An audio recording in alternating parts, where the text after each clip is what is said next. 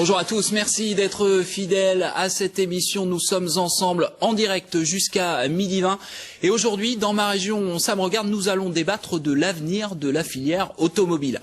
Après les annonces de suppression de postes la semaine dernière chez PSA, que va devenir l'industrie phare de la Franche-Comté? C'est la question que nous allons poser, notamment à Bruno Le Merle, délégué CGT PSA Sochaux, Didier Klein, enseignant-chercheur à l'UTBM et maire radical de Taillecourt dans le Doubs, et Pascal Bernard, directeur général et technique de Femmes Automobiles, constructeur, partenaire et sous-traitant de PSA. Bonjour à tous les trois, merci d'avoir accepté notre invitation.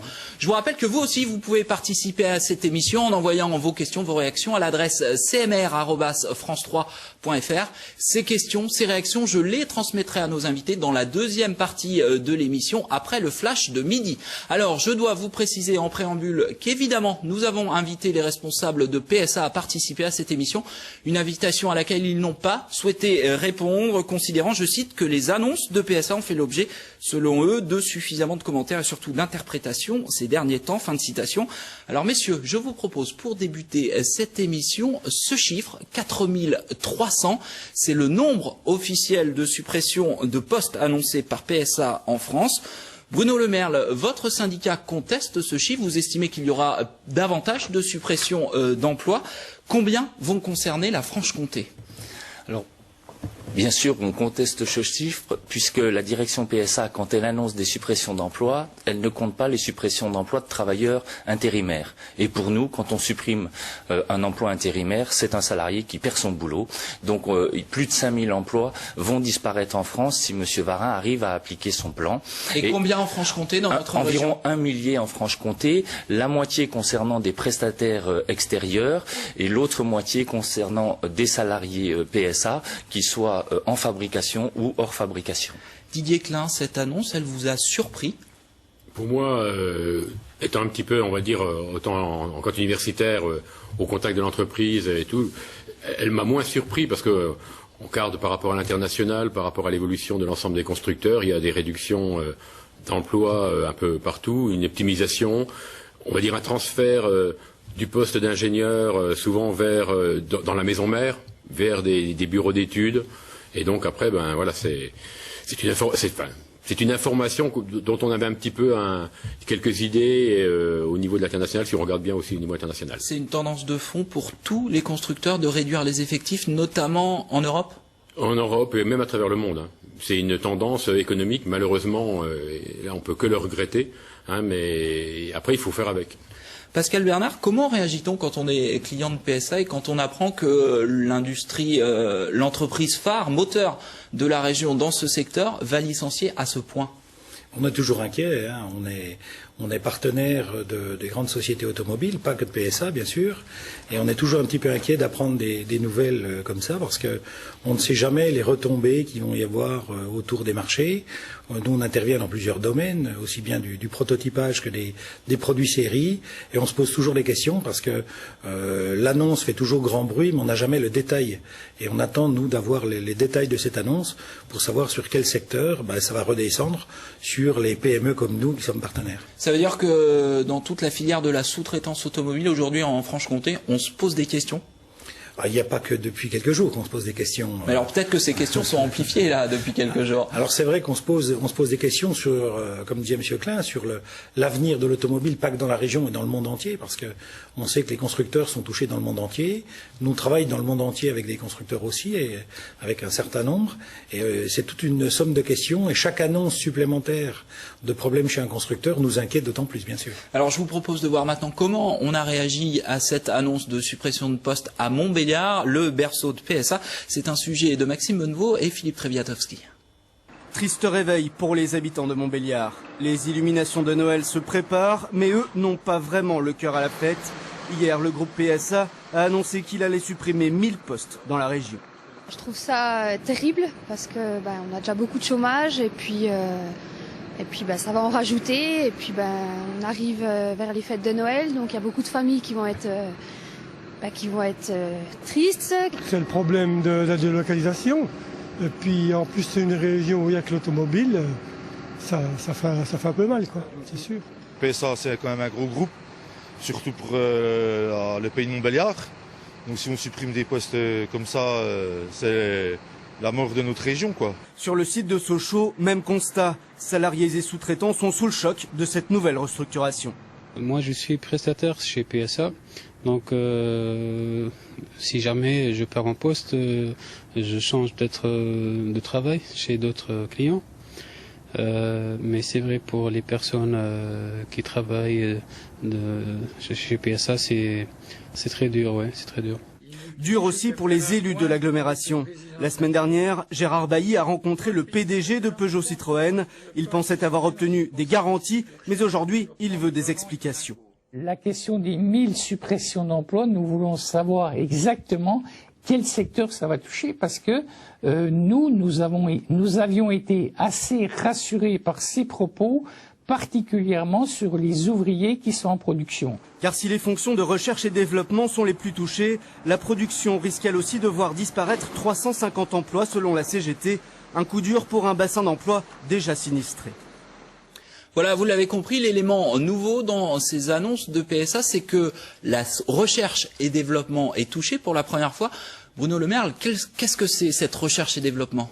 Eh bien, le site de Sochaux, c'est à la fois une usine de production qui fabrique la 308, la 3008, la 5008 et la DS5. Et puis, ce sont des secteurs d'études qui étudient les modèles que nous aurons à fabriquer demain, qui les étudient, qui les mettent au point, qui les testent, de façon à ce que l'avenir de notre région soit assuré par de nouvelles productions demain. On parle donc des bureaux d'études, de la conceptualisation des automobiles de demain, c'est ça ? Tout à fait.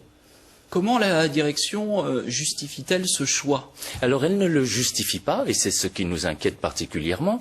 Elle dit qu'elle veut économiser 800 millions d'euros, en disant notamment que ces 800 millions d'euros lui serviront d'une part à investir dans les usines qui existent et qu'elle veut développer et créer en Inde, en Chine, en Russie et au Brésil. Elle veut y mettre 3,8 milliards. Et puis très clairement, elle vise à améliorer la marge de l'entreprise de façon à distribuer encore plus de dividendes aux actionnaires. On est, nous, choqués qu'on nous dise que la direction cherche ces millions d'euros alors qu'on vient de donner 257 millions d'euros de dividendes aux actionnaires et que la direction vient de prendre 200 millions dans les caisses de l'entreprise pour faire du rachat de ses propres actions en bourse. Donc ça veut dire que la direction a une visée d'abord financière. Elle nous dit on va supprimer ces emplois pour obtenir cette économie et puis après on va regarder comment on fait pour bosser. Mais on pense qu'on met la charrue avant les bœufs et que de toute façon le développement de l'entreprise doit se baser sur le développement de l'emploi et le développement des compétences. Pour le moment, ce n'est pas le chemin pris par M. Varin. Didier Klein, ces économies faites pour la première fois sur la recherche et développement, comment vous l'analysez ? Alors en tant qu'enseignant, on va dire, on l'avait déjà un peu senti, puisque beaucoup de nos étudiants ingénieurs, en mécanique ou en informatique, comme on a pu en voir sur les images, étaient le plus souvent embauchés dans des bureaux d'études. Donc déjà, non pas dans la grande maison mère, mais à côté. Chez des prestataires. Chez des prestataires, ce qu'on appelle des bureaux d'études extérieurs. C'est-à-dire on sous-traitait la recherche et développement certaines déjà. Partie de la recherche et du développement. Et ce qui permettait donc on va dire, alors là d'un côté économique, au niveau national et international, dans le coût de fabrication du véhicule, de conception, de recherche sur le véhicule, de pouvoir identifier exactement le prix, le nombre d'heures d'ingénieurs, et on achetait un nombre d'heures d'ingénieurs. Donc on n'avait pas un employé, on achetait donc. C'est vrai aussi que dans nos formations aujourd'hui, on essaye de former nos étudiants pour qu'ils puissent s'adapter à ces variabilités, on va dire, de l'emploi, surtout sur le bassin, parce que, on va dire, on a des étudiants qui ont un bon niveau et qui sont, à mon sens, bien formés, et donc qui puissent s'adapter aux variabilités d'emploi entre, on va dire, le transport, l'énergie, voilà. Mais là, on a dit la semaine dernière qu'on était à un tournant, que c'était la première fois qu'une grande entreprise française comme PSA supprimait des postes dans, justement, ces laboratoires de recherche, ces bureaux d'études. C'est vrai ?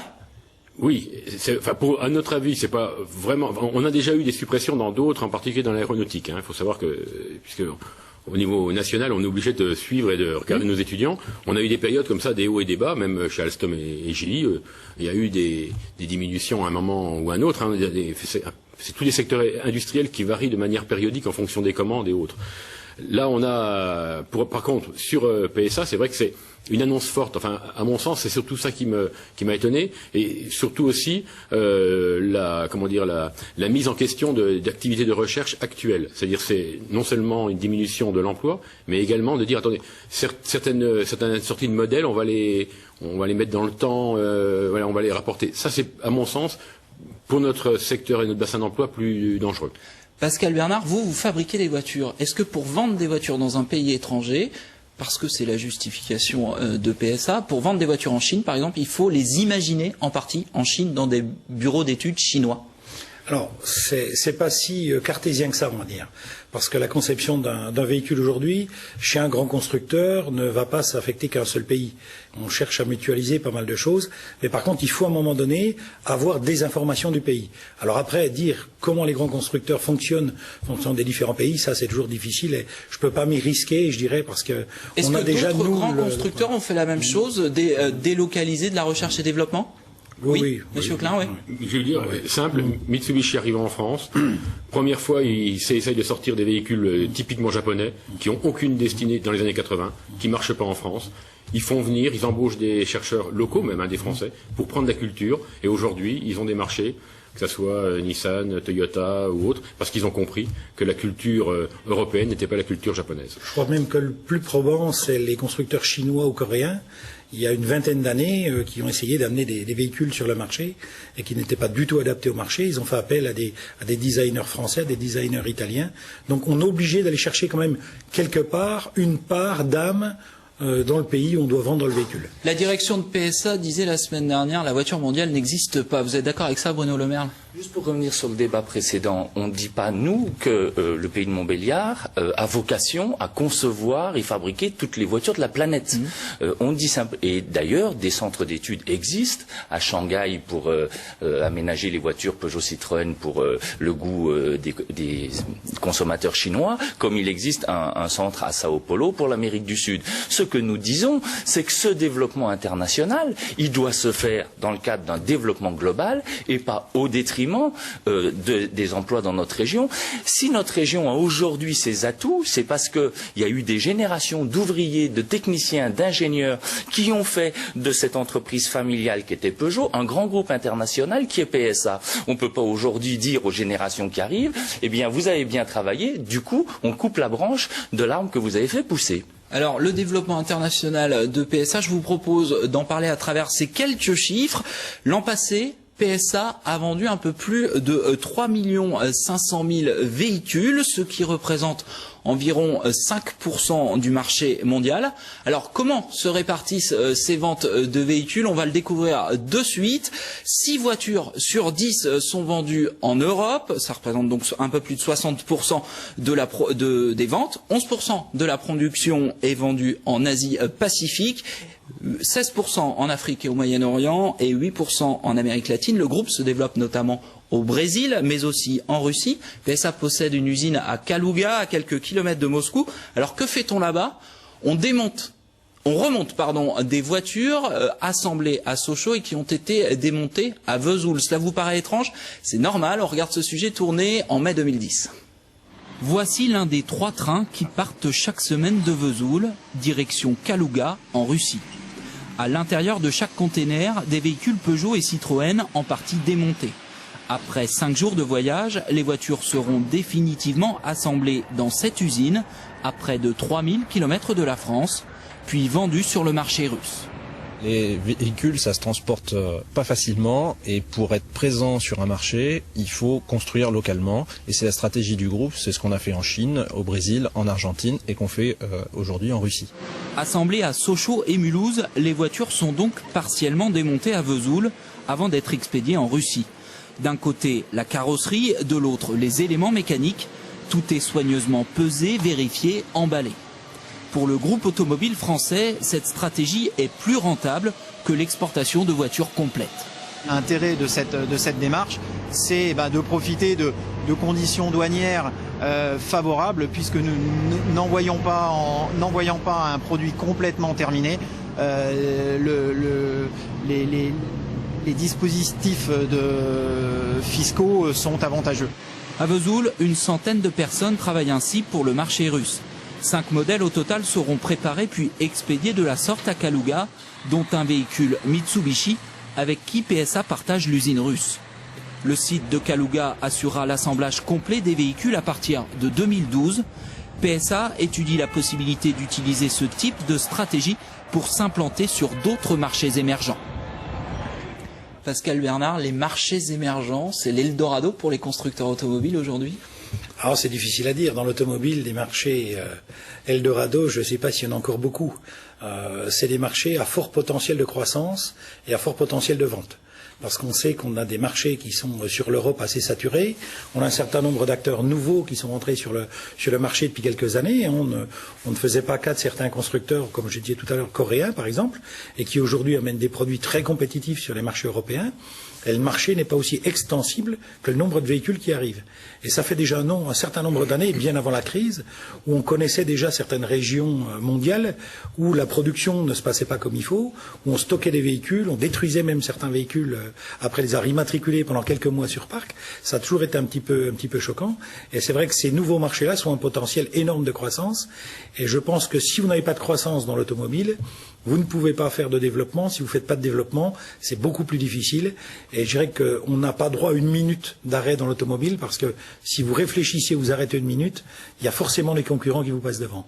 Donc on se doit en permanence d'être devant et d'aller démarcher ces nouveaux pays. Votre entreprise a un projet avec l'armée américaine. Est-ce que, dans les termes du contrat, les États-Unis pourraient vous imposer à terme de construire ou de réfléchir, d'imaginer vos véhicules sur le territoire des États-Unis? Alors la question a déjà été posée, bien sûr, puisque maintenant, depuis 8 mois que nous avons des véhicules sur le sol américain en essai, c'est un certain nombre de discussions, puisque c'est à peu près 1 à 2 appels par semaine pour faire le point sur l'avancement, parce que c'est des gens qui sont très carrés et très sérieux dans leur approche. Et le problème a déjà été soulevé. L'armée américaine a des exigences, on ne les a pas encore toutes. Le marché n'est pas encore signé, on est seulement dans une première phase qui est une phase de test, mais le problème a déjà été évoqué, oui. D'accord, donc ça concerne tout le monde. Si PSA se développe à l'étranger, ça veut dire que la production ici en France risque de diminuer. Que doivent faire les sous-traitants pour survivre et s'adapter à ces changements, Didier Klein? On va dire que par rapport aux sous-traitants, on va dire que la crise, elle n'est pas que d'aujourd'hui. Ça fait une dizaine d'années, et là, sur les territoires du pays de Montbéliard, on va dire même de l'aire urbaine, les sous-traitants ont pris l'habitude de souffrir et de s'adapter à des marchés, de trouver des marchés. Mais comment on s'adapte? On s'adapte en ayant des commerciaux qui vont aller chercher aussi d'autres activités, d'autres marchés. On a la chance énorme sur le territoire, en agrandissant un peu d'aire urbaine, d'avoir des gens d'une capacité, d'une efficacité absolument, enfin qui, moi, m'apparaissent très très bonnes.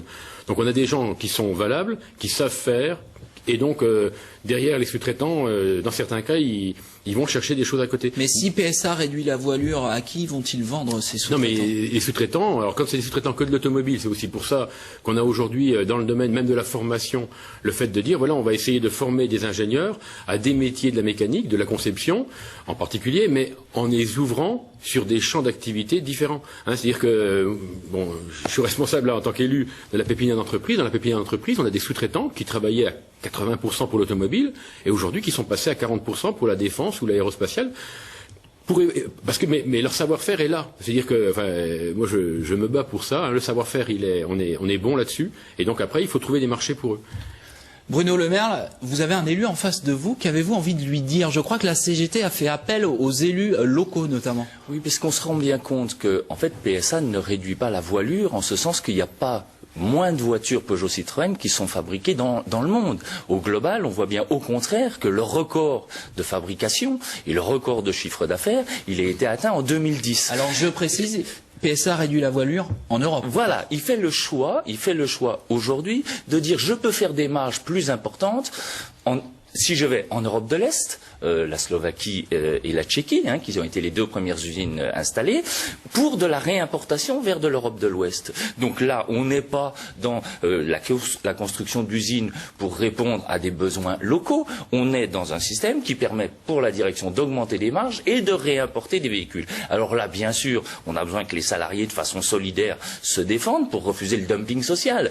Mais on a aussi besoin d'intervention politique. Parce qu'on leur demandez aux élus? On leur demande très très clairement de se positionner, et notamment l'industrie automobile et le groupe PSA bénéficient de subventions publiques massives. On a besoin qu'en face de ces subventions publiques massives, il y ait des engagements en matière de maintien et de développement de l'emploi ici. Alors, quand on parle de subventions publiques massives, on parle bien sûr des prêts qui ont été accordés par l'État à PSA, 3 milliards en 2009, qui sont maintenant remboursés, mais la prime à la casse était une subvention indirecte à l'industrie automobile, comme l'est aujourd'hui le bonus écologique, qui coûte 500 millions au budget de l'État chaque année, et en échange, on voit bien que les engagements qu'avait pris le groupe PSA de maintenir l'activité, les emplois dans nos régions, cet engagement n'est pas tenu et que la délocalisation s'accélère, puisqu'avant il touchait la production et maintenant il est en train de toucher les bureaux d'études. On laisse répondre Didier Klein. Vous êtes élu, je le rappelle, maire de Taillecourt, élu à l'agglomération de Montbéliard. Est-ce que l'argent public qui a servi à aider le secteur automobile a été jeté par les fenêtres ?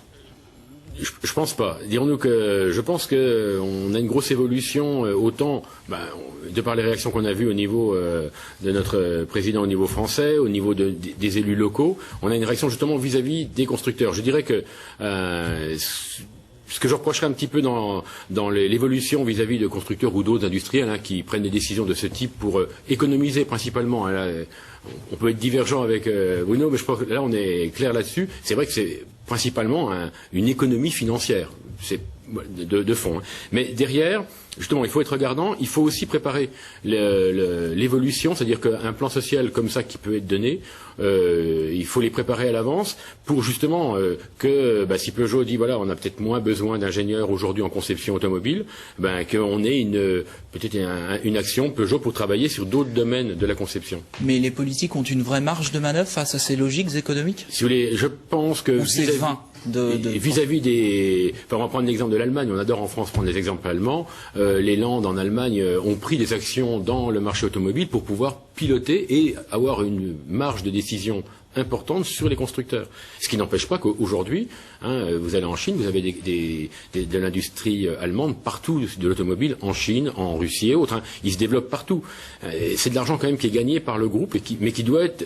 Le politique doit demander que des bénéfices soient redistribués autour, on va dire, des sièges européens, mères ou pères de ces activités. Allez, en tout cas, sur la pérennité des sites franc-comtois de PSA, il n'y a apparemment pas d'ambiguïté pour Philippe Varin. Le patron de PSA était à Sochaux il y a quelques semaines. Je vous propose d'écouter ce qu'il disait sur la pérennité du site de Sochaux, justement. Qu'il y ait des craintes ou des inquiétudes, c'est normal. Bon, mais par contre, là-dessus, je suis absolument clair.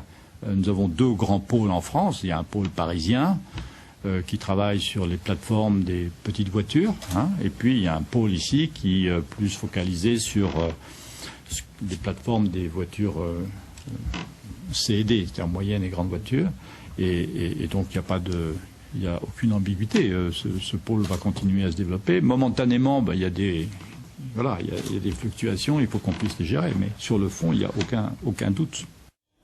Pascal Bernard, vous y croyez aux déclarations de Philippe Varin ou ça vous inquiète ?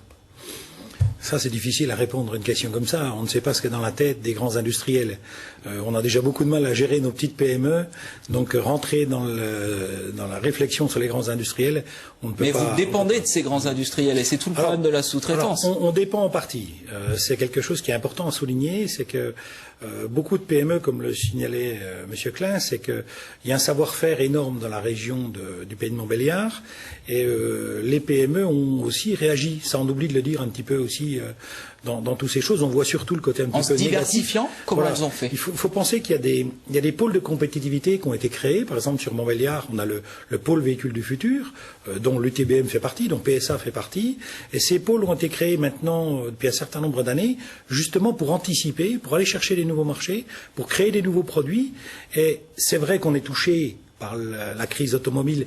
Et quand on est sous-traitant de grands équipementiers ou de grands constructeurs, à chaque vague, en mettant entre guillemets le mot vague, mais à chaque problème comme ça, on a la crainte, on est touché, mais on se doit aussi en tant que PME, et même une société plus grosse que nous, de travailler pour l'avenir, de faire de la recherche-développement. Nous, c'est un axe qu'on a choisi depuis quelques années, et c'est très important. Donc ça, il faut aussi le souligner. On est inquiet, mais on n'est pas resté non plus, une expression populaire qui dit les deux pieds dans le même sabot. On a travaillé aussi pour contrarier ça. Autrement, beaucoup de sociétés de la région ne seraient plus là aujourd'hui. Très rapidement, Bruno Le Maire, avant qu'on s'interrompe pour le flash de midi, la déclaration de Philippe Varin. Monsieur Varin, comme derrière lui Monsieur Besson, Monsieur Sarkozy, qui nous disent qu'il n'y a pas de suppression d'emplois, alors qu'on a ici le document officiel du CCE qui explique les 5000 suppressions d'emplois en France, on dit que Monsieur Varin ment, comme Monsieur Besson a menti devant l'Assemblée nationale. Allez messieurs, on suspend le débat quelques instants. Lise Raffier vient de nous rejoindre pour le flash de midi. Bonjour Lise. Bonjour Jérémy, bonjour messieurs, bonjour à tous. Qu'y a-t-il dans l'actualité du jour? Eh bien, dans ce journal, nous irons faire un tour du côté de la gare de Besançon-Viotte. Elle est fermée jusqu'à demain matin pour cause de travaux. Nous reviendrons bien évidemment sur la colère des salariés de Peugeot Scooters à Mandeur. 200 emplois devraient disparaître, les syndicats ont fait appel à un expert. Et puis, nous irons à la rencontre des bénévoles de la Banque Alimentaire. Jusqu'à ce soir, ils collectent les denrées dans les grandes surfaces de la région. Merci Lise, ne bougez pas, on se retrouve dans quelques instants pour le flash de midi. Ensuite, on poursuit notre débat sur l'avenir de la filière automobile en Franche-Comté, avec notamment vos questions. À tout de suite.